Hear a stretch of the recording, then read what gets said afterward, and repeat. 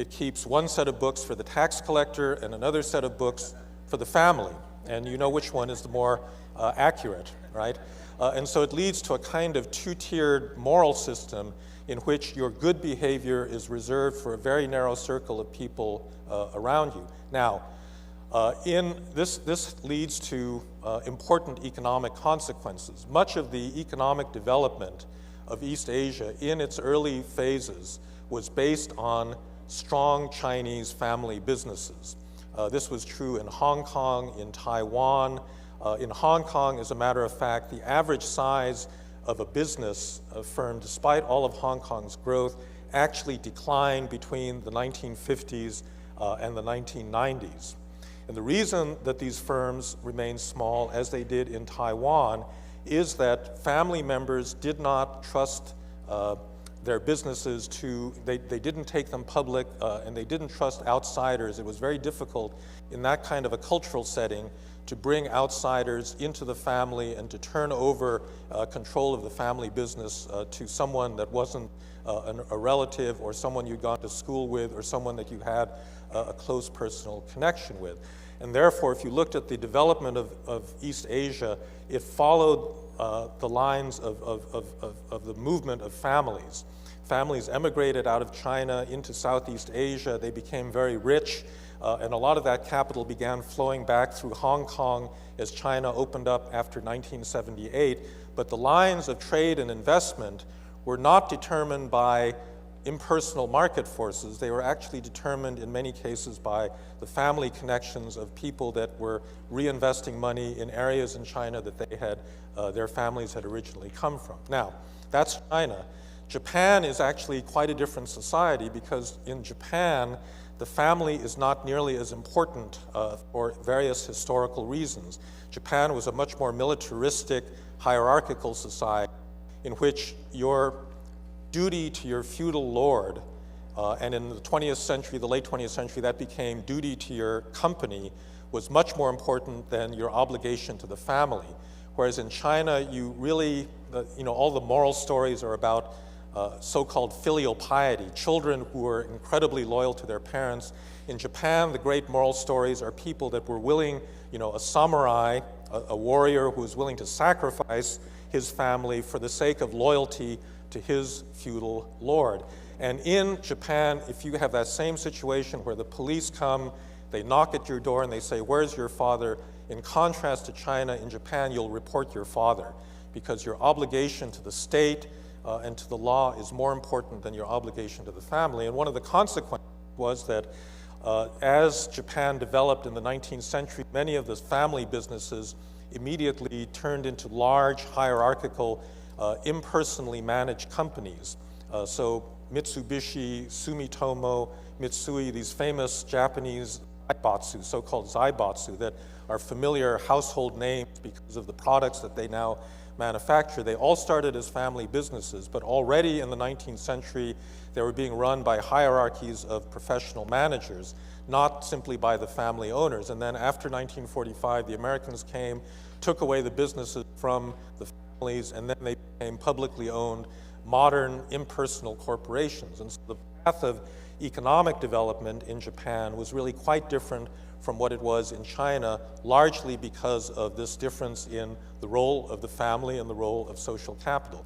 This doesn't mean that Japan necessarily will do better than China, because in many cases, small family businesses can find niches, they can make decisions quickly, they can turn around. So in a lot of areas of the global economy, in textiles, machine tools, design, fashion, and the like, it's actually better to have a small, nimble company than it is to have a large, hierarchical one.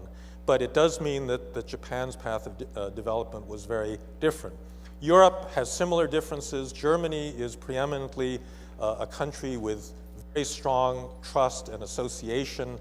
It has a strong civil society, and its ability to create large companies was like Japan's. It happened relatively early in the course of its industrialization, as opposed to Latin Europe, which tends to be much more familistic and based on trust simply within family units. We experienced this big crisis in Greece in the European Union earlier this year, if you look at the structure of the Greek economy, it's all family businesses. You know, something like 95% of all businesses in Greece are tiny family-owned restaurants or stores and the like.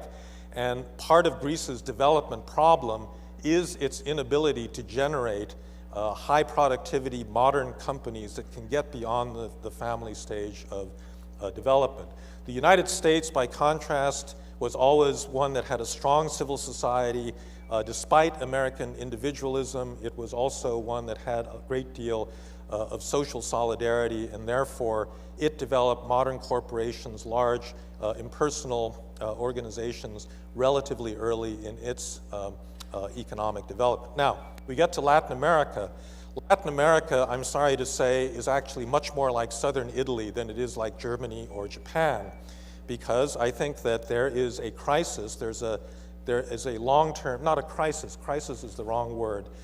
There is a cultural characteristic that has limited trust in this part of the world and made this pattern of family-owned businesses and relatively closely held companies persist in this region longer than in other parts of the world. There are many reasons for this. I've actually just written a book that includes a chapter on the Spanish legacy in the New World and explains why the political forms of old regime Spain actually were reflected then in many of the post-colonial societies in this part of the world. But part of the problem is inequality and social stratification, and the fact that although you had a strong rule of law in many of Spain's colonies and then in the post-independence countries of Latin America, it tended to be law that worked only for a very narrow circle of elites, and it left a lot of people out of the formal sector of the economy. And therefore, because of this general weakness of the rule of law, or the fact that the rule of law was not pervasive and didn't organize the great mass of people in the people fell back on their families. They fell on friends and close acquaintances, people that they could trust, because the more distant, impersonal relationship that had been underpinned by legal institutions was much weaker in Latin America. So, you know, Mexico at this point has gotten way beyond, I mean, there's important family businesses, but now you have modern corporations, you know, that are identical to ones in North America. But if El Salvador, Guatemala, other poorer parts of Latin America, you still see this phenomenon very clearly. All right, we're now going to leave this general tour of the world and talk about the way that trust operates in a modern organization, because this is not just a way, social capital is not just a way of characterizing different societies, the level of trust or the radius of trust. It is also critical in the way that organizations operate. And you know, I just left Johns Hopkins University. I've been teaching there for a decade, and summer I moved to Stanford, and so I now live in Palo Alto, so I'm in the heart of Silicon Valley.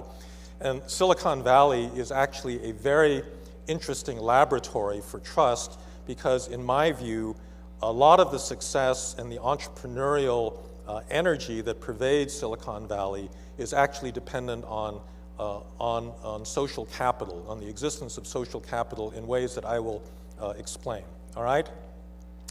We are living by general consensus in what is known as a post-industrial economy, in which services have taken over from manufacturing and agriculture, and it's led to very different forms of industrial organization. And so there's really, in place of traditional hierarchies, at least 3 different forms of organization that have proliferated in recent years. Very flat organizations, what's been called virtual firms or outsourced firms, and then networks. And let me just explain what each of these are, all right? This is the classical hierarchy that you see in organization charts that characterize the early period of industrialization. Henry Ford established the Highland Park auto manufacturing plant in Michigan in the year 1915. It was the first American plant that used mass production assembly line methods to create a complex industrial product, the automobile. And it had this form of hierarchical organization, very much like a military organization. In this traditional form of organization, you really do not need to have any trust or social capital, because you can motivate people simply by rules, by rewards and punishments. You can treat them like economic animals and not like moral animals, simply by rewards and punishments. There is a famous industrial engineer named Frederick Winslow Taylor who wrote a famous book called Scientific Management that was published right at the beginning of the 20th century, in which he described this kind of hierarchical industrial system. This is one we associate with the famous Charlie Chaplin movie, Modern Times, in which each individual worker is caught in a gigantic, large assembly line where they've got no discretion, no room for individual judgment.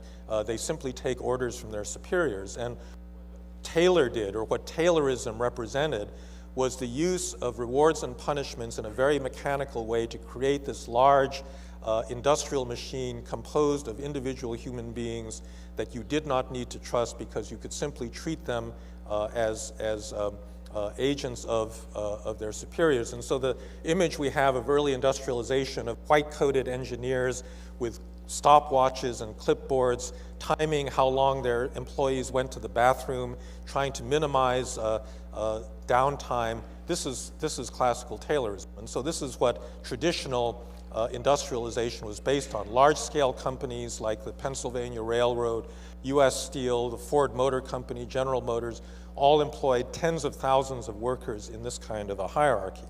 Now, what's happened in many firms is the flattening of organizations, which means the elimination of management layers.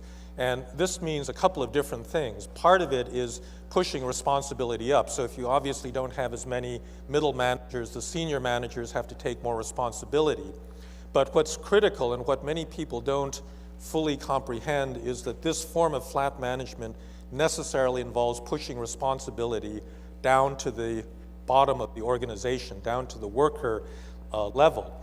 And this is where social capital begins to come in.